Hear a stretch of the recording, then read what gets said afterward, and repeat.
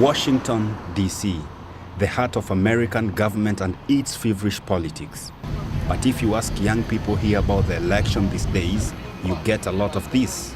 Not a lot of us are voting right now, and it's so important to have the youth voice while to be represented in voting. The two options aren't very timely. They don't really align with a lot of what our generation feels. Both candidates are geriatric and they don't represent young people's values. And so I think it's hard to come to terms with which candidate to choose. The man who ends up in White House will on a large part depend on what happens here. Georgia is a crucial swing state, even more important for Devonte Jennings to get out the vote. He is chairman of the Black Caucus of the Young Democrats of Georgia. His experience this time around is sobering. We're missing that juggernaut to get the young voters out. We saw in 2008 when Barack Obama was running, everybody was so excited that people wanted to be a part of that process. There was something going on and people were excited to actually be involved with it. This year, Devonte's mission to get young people to vote may be tricky. A recent study showed only 53% of registered voters under 30 intend to vote. In the 2020 election, a record 55% of under 30s voted. The 2008 election brought out 51% of young voters.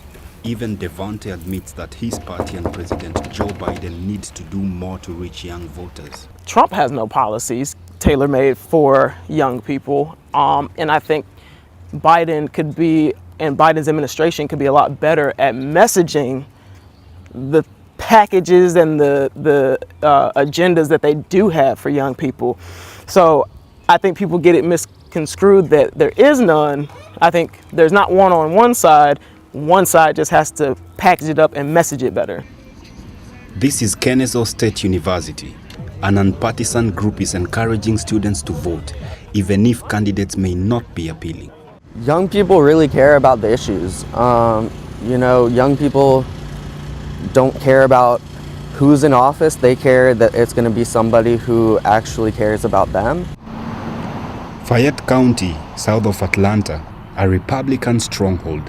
They are determined to work with young people even if they feel under pressure. A lot of people are afraid to express conservative views, a lot of the young people, because they're afraid they'll be canceled on social media. Back in Atlanta, Devonte says he and the New Georgia Project volunteers who are also encouraging people to vote hear from young people that they care more for specific issues than candidates. The biggest things right now, they want the issue in Gaza to be resolved.